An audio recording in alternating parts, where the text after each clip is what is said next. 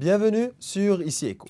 La guerre entre Israël et Hamas à Gaza ainsi que la tension persistante au Liban Sud ne semblent pas avoir des retombées négatives sur le plan de l'approvisionnement du pays en produits de première nécessité. Au début de la guerre entre le Hamas et Israël, une certaine tension a été constatée. Le consommateur sera peut-être touché par une augmentation des prix. C'est l'assurance guerre qui a été arrêtée. L'assurance maritime court toujours, mais les primes vont sûrement augmenter avec l'escalade en cours. Les compagnies d'assurance ne couvrent plus les navires en direction du Liban ou exigent des primes très élevées. Mais malgré les conditions sécuritaires tendues, les activités portuaires au Liban se poursuivent à leur rythme, fixé par les armateurs par ailleurs. Certains contrats d'exportation ont été suspendus en raison de l'inquiétude des commerçants à l'étranger. Il est difficile à l'heure actuelle de prédire l'ampleur du déclin de l'activité et des flux des marchandises dans la période à venir.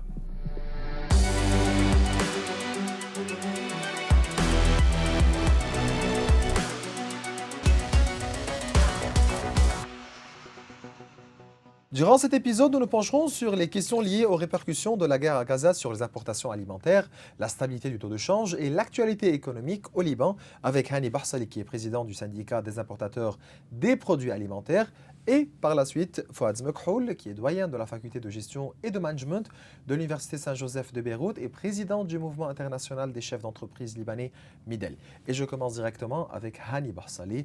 Hani Bahsali, merci et toujours c'est un plaisir de vous avoir avec nous. Donc je commence directement avec la sécurité alimentaire. Quels sont les piliers de la sécurité alimentaire? 3 piliers du secteur alimentaire. L'accès, premièrement, à la présence des aliments, qu'on appelle en arabe al-wujud al-ghidha. L'accès aux aliments, donc au soud et al-ghidha. Et troisièmement, la santé, que les aliments soient en bonne qualité, bonne qualité, donc la qualité des aliments. On ne va pas parler du troisième pilier qui n'est pas le sujet actuellement. On parle premièrement de la présence de l'aliment et de l'accès aux aliments. Dans la présence des aliments, on n'a pas de problème. Il y a assez de stocks au Liban et des cargaisons qui sont en route pour dire qu'on a facilement des ravitaillements de 2 à 3 mois. Pour toutes les denrées alimentaires. Mais c'est ça, je parle maintenant des produits de première consommation. Oui. Parce qu'il faut dire que les commerçants ont commencé à stocker pour les fêtes. Parce que les fêtes, donc Noël et quelques Nouvel An, mois, c'est le mois prochain. Et je ne sais pas dans cette mesure si ils ont arrêté ces commandes ou non. Mais pour ce qui est des produits de première nécessité, jusqu'à maintenant, on n'a aucun problème. Mais donc, M. Bahsali, vous pouvez assurer et calmer les esprits à la suite des différentes rumeurs, donc qu'il n'y a pas de pénurie. Non, sûrement. Donc, les produits sont disponibles en stock et les importations se poursuivent normalement. Jusqu'à maintenant, parce qu'il faut vraiment être précis jusqu'à maintenant, parce que personne ne sait ce qui va se passer dans 10 minutes ou dans 15 minutes. On espère tous, on est tous dans la même situation, on espère que la situation reste calme, parce que tant qu'on est calme, tant que la situation est comme elle est, je ne dis pas qu'on est dans nos meilleures conditions, mais tant qu'on est comme on est maintenant, tant que le port sans fonctionne, blocage maritime, sans tout programme de guerre, on n'a aucun problème du point de vue ravitaillement et du point de vue que ce soit des stocks qui sont des marchandises qui sont en stock ou bien des marchandises qui sont à l'arrivée. Mais est-ce que le Liban peut soutenir une guerre aujourd'hui? Pour combien de temps? Si oui. Il faut qu'on soit pragmatique et dire qu'il faut dire non à la guerre. Le Liban ne peut pas soutenir une guerre, ne peut pas soutenir même des problèmes outre que ce qu'on voit maintenant dans le Sud. C'est-à-dire que pour nous, on parle économie, on parle supply chain, on parle de ces choses. Si jamais il y a une guerre, on ne sait pas ce qui va se passer. Est-ce que l'ennemi va attaquer le port? Est-ce qu'il va attaquer l'aéroport? Est-ce qu'il va frapper l'infrastructure, l'électricité qui nous reste? Donc c'est ça qui nous concerne. Nous, bien que vraiment la politique nous concerne, mais le sujet actuellement, c'est le sujet du ravitaillement et du bien-être de la population, outre la guerre. Donc du point de vue guerre, je peux confirmer que le Liban ne peut pas tenir une guerre. Ça, c'est clair. Mais donc, vous voulez dire qu'on est loin du rush qu'on a connu et qu'a connu les supermarchés lors de la guerre de 2006? On n'est pas encore arrivé Hmm. aux conditions de la guerre de 2006. Vous dites quoi à propos de la demande? Voilà. Vous savez, nous sommes dans une situation qui est très précaire. Les gens prennent leurs précautions, c'est normal. Et on a noté, bon, il faut aussi dire que certaines régions ont été déjà vidées, donc le sud, un peu la banlieue sud de Beyrouth.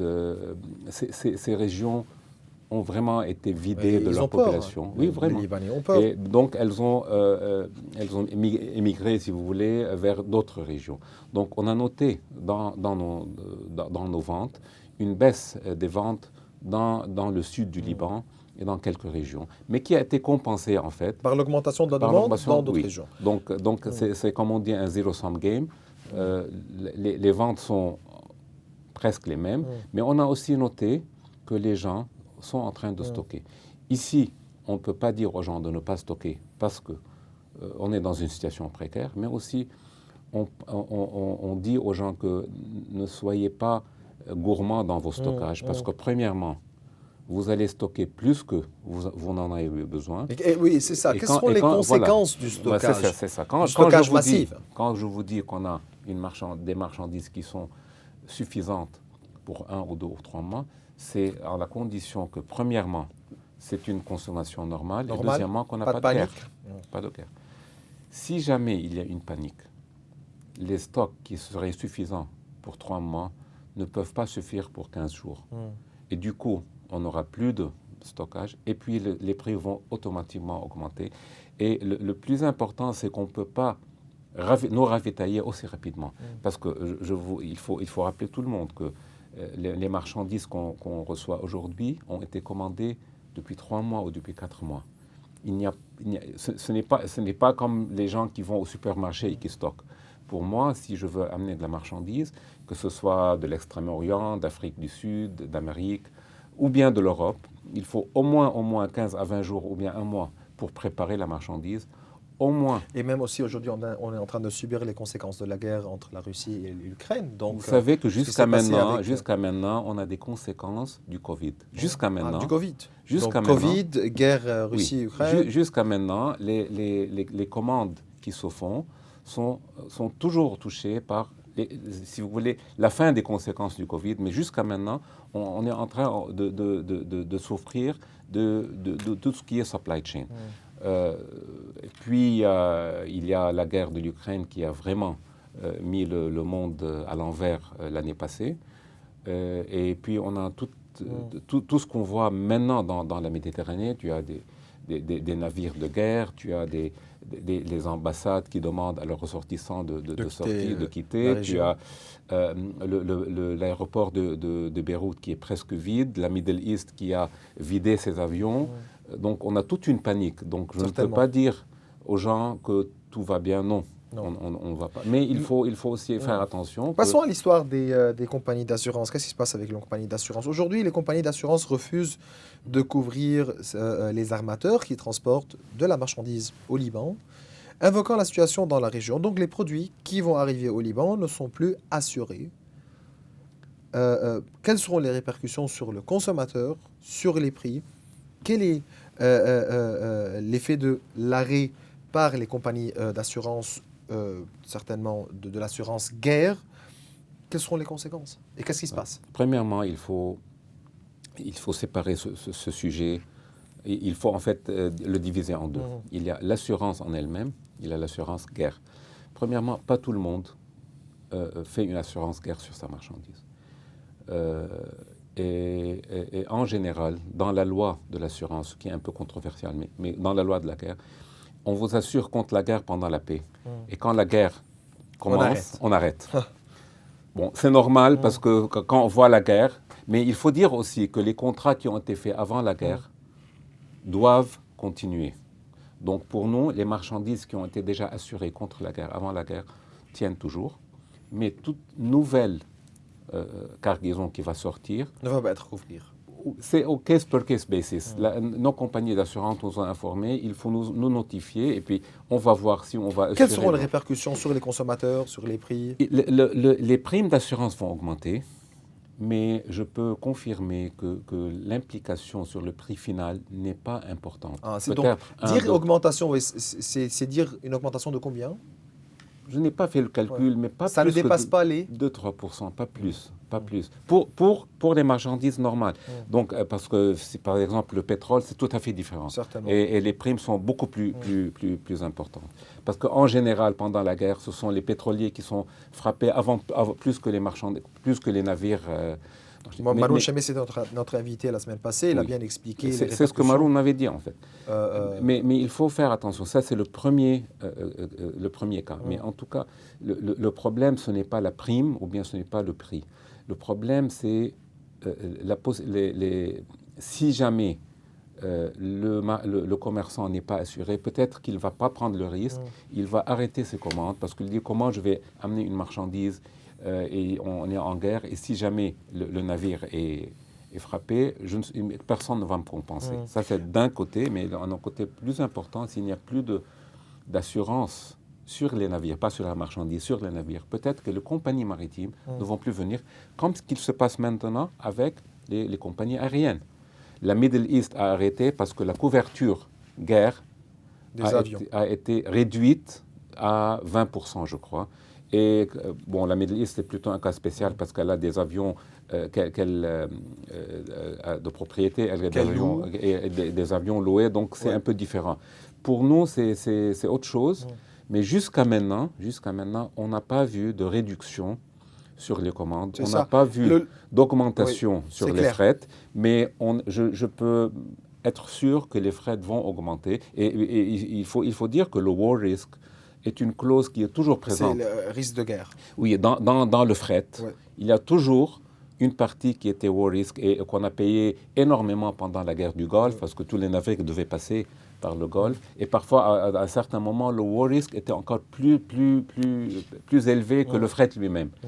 Donc, le président du syndicat des agents maritimes au Liban, Marouane Liamine, a assuré qu'aucune redevance ni augmentation n'a été imposée jusqu'à présent sur le fret maritime par les différentes compagnies maritimes. Je peux confirmer. Ce sont les importateurs qui vont subir les frais, qui vont supporter les frais. Sûrement. Écoutez, la question coût, ça va toujours être répercuté sur le prix final. Donc, ça va se répercuter sur le consommateur. Ça, c'est normal. Ça, c'est la loi de l'économie, c'est le produit final. Mais jusqu'à maintenant, la répercussion sur les prix n'est pas... En fait, jusqu'à maintenant, comme le président du syndicat l'a confirmé, jusqu'à maintenant, on n'a pas vu d'augmentation sur les frais. Mais on attend que ça se passe immédiatement si la situation ne s'améliore pas. Donc on est dans une situation, je dirais, stable, mais on ne sait pas qu'est-ce qui va se passer. Juste pour réassurer un peu les esprits aussi, le secrétaire du syndicat des distributeurs de gaz, Jean Khatem, a rassuré que les quantités de gaz disponibles au Liban sont suffisantes et qu'il n'est pas nécessaire que les citoyens aussi se précipitent et fassent des stocks. Donc ça c'est clair aussi. Ma dernière question, vous avez lancé un appel à différents ministères, administrations, pour délivrer d'une façon plus rapide les stocks de marchandises qui restent toujours stockés au port de Beyrouth. Vous craignez quoi? Je dois rappeler qu'on avait discuté de ça depuis très, très longtemps, depuis la grève du secteur public. On a le dédouanement des marchandises au port de Beyrouth prennent au moins 2 semaines, parfois plus, dû au fait que les employés des différents ministères qui doivent venir au port pour prendre des échantillons viennent 2 ou 3 fois par semaine. Parce qu'il y avait la grève, donc... oui, et ça tient toujours. Et ça tient toujours. C'est pas la grève, c'est qu'ils travaillent 2 jours durant la semaine. 2 à 3 jours par semaine. Et puis quand on envoie ces échantillons au laboratoire, approuvé par l'État, que ce soit les laboratoires de l'État ou les laboratoires... ça dépend des laboratoires, mais ça prend aussi une affaire de 5 à 6 jours. Et il faut compter dans la logistique, c'est-à-dire que par exemple, si l'employé vient lundi, mardi et jeudi, si le navire vient vendredi, il faut attendre jusqu'à mardi pour commencer. pour commencer le procédé et puis prendre les échantillons, etc., etc. Mais aussi, je dois confirmer ici qu'il n'y a pas de problème avec la douane. La douane fonctionne 24 heures sur 24 heures chaque jour. Donc, bien que j'ai fait cet appel pour tous les responsables. Mais vous avez fait la relation avec tout ce qui se passe aujourd'hui dans la région. Vous craignez donc il ne faut pas tout stocker dans un seul non, milieu.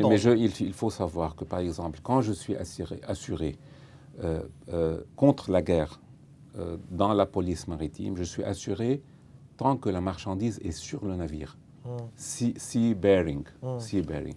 Tant que la marchandise est sur le navire, elle est couverte. Cette marchandise... Le moment où elle est offloaded, elle est déchargée au port, il n'y a plus de couverture. Et si moi je suis couvert contre la guerre dans mes entrepôts, je ne suis pas couvert tant que la marchandise n'est pas encore... Donc vous dites ici diminuer le risque. Oui. Il faut toujours avoir cette assurance, cette couverture d'assurance. Non, cette assurance n'existe pas en tout cas. Même si on... Donc, l'assurance guerre n'existe plus, mais si même elle existait, la partie entre le port de Beyrouth et les entrepôts des commerçants... On a bien vu ce problème suite à l'explosion du port de Beyrouth aussi. Oui. Non, c'était différent. En ce qui concerne la marchandise qui a été stockée. Oui, mais c'était différent parce que ce n'était pas une assurance guerre. Pour le port de Beyrouth, ils ont payé les primes parce que on l'a mis sous la clause explosion et pas guerre. Maintenant, on est dans une autre situation. Jusqu'à nouvel ordre. Oui, ça c'est vrai. Et on sait, on suppose, et on ne l'espère pas, mais on suppose que le port de Beyrouth sera l'une des premières cibles si jamais il y a un attentat. Et si la station des conteneurs a été sauvée pendant l'explosion du port de Beyrouth, miraculeusement, je ne sais pas ce qui se passerait si jamais ces voisins noirs du Sud vont décider autrement. Donc c'est pourquoi on a lancé un appel pour que tout le monde prenne ses responsabilités. Et bon, jusqu'à maintenant, on va voir ce qui va se passer. Hani Barsaleh, vous êtes président du syndicat des importateurs des produits alimentaires. Je vous remercie. Merci.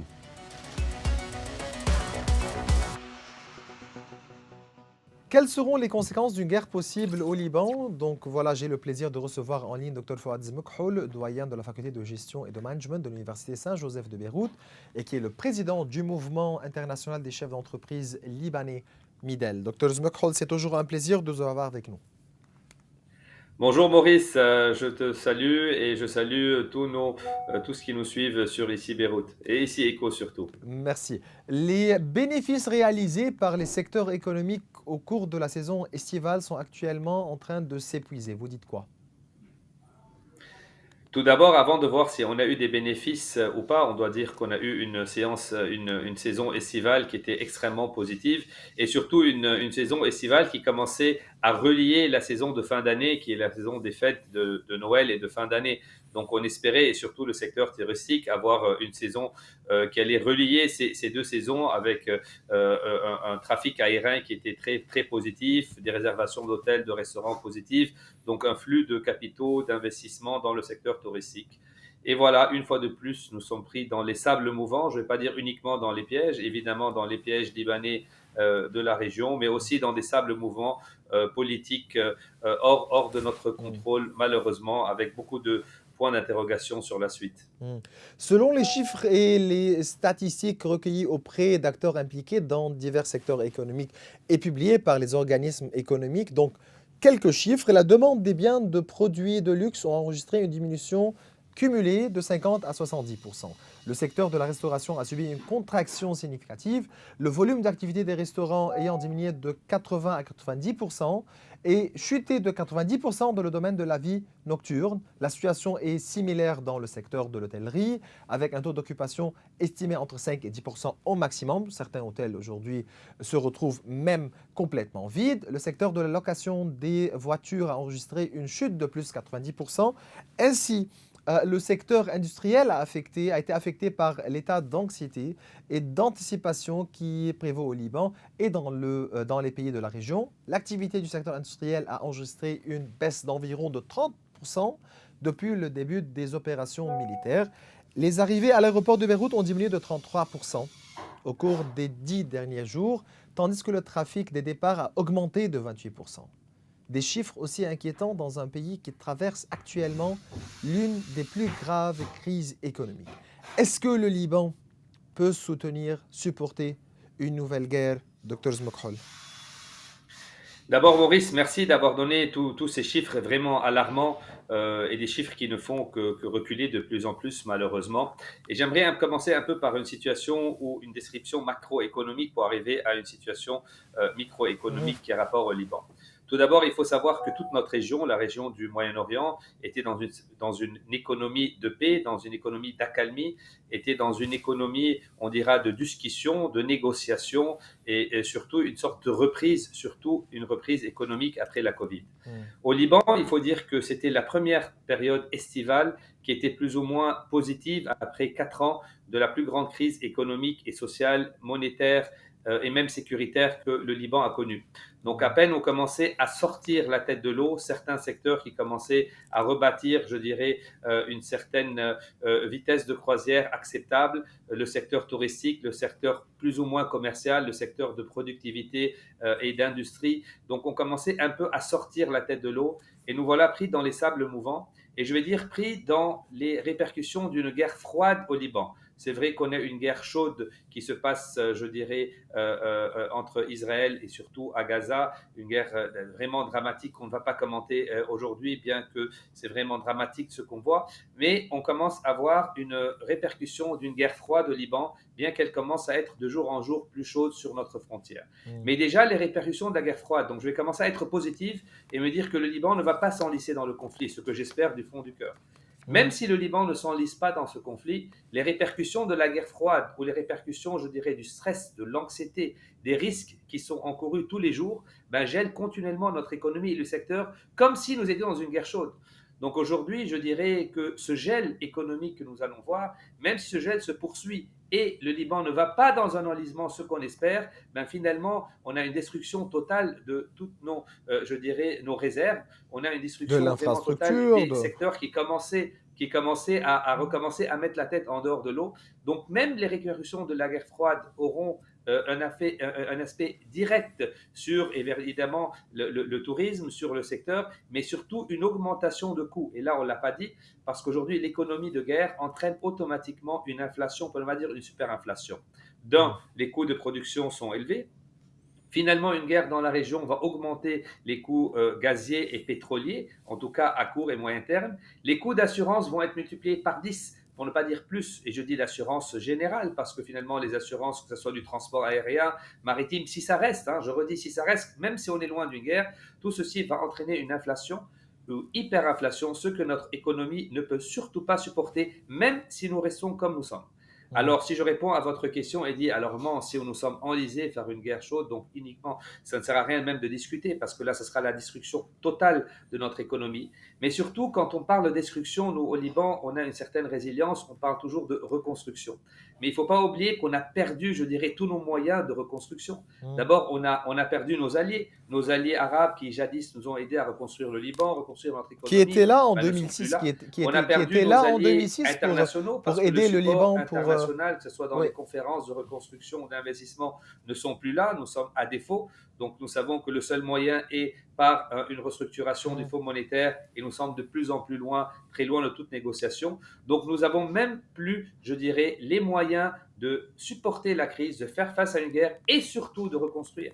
Donc, aujourd'hui, face à la guerre froide, notre économie peine énormément, mais finalement, face à une guerre chaude, je dirais que ni notre économie pourra faire face, ni nous pourrons reconstruire, pas même une vitre cassée dans une pièce, pas même une pierre cassée. Nous n'avons plus vraiment, je dirais, les moyens ni financiers, ni économiques, ni sociaux. Et il ne faut pas oublier qu'on a perdu quelque chose de très fort qui est vraiment, non pas le courage, mais peut-être notre confiance. Parce que sinon, on va construire pour toujours être redétruit une fois de plus. Il ne faut pas oublier qu'on n'a pas encore fini la reconstruction de l'explosion dramatique du 4 août. Il ne faut pas oublier que le sang n'a pas encore séché des victimes de cette explosion dramatique. Donc, diverses explosions du genre. Le Liban ne pourra pas malheureusement tenir ni les familles libanaises, ni l'économie libanaise.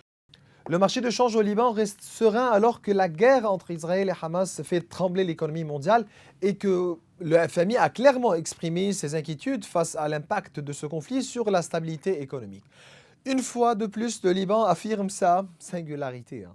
N'est-il pas surprenant que le marché de change au Liban ne soit pas vulnérable aux fluctuations géopolitiques que connaît la région? Le taux de change de la livre libanaise contre le dollar est quasiment stable, tournant autour de 90 000 livres libanaises pour le dollar, alors que la guerre entre Israël et Hamas bat son plein à la frontière sud et à la frontière sud du Liban. Donc, comment expliquer cela? Alors écoute, trois explications très claires. La première, il faut quand même donner le crédit au gouverneur par intérim à la Banque centrale qui est en train de suivre de très près, lui, avec les vice-gouverneurs sur une politique monétaire assez suivie et méticuleuse où les flux de capitaux en dollars ou en livres libanaises sont vraiment tenus. Le premier, en tout cas, au niveau de la Banque centrale, il faut dire que la Banque centrale est en train de retirer de plus en plus de liquidités Mhm. en livres libanaises pour empêcher un taux parallèle de change. Donc, en tirant les livres libanaises, en voyant que de plus en plus la population et l'économie a beaucoup plus de dollars en main que de livres libanaises.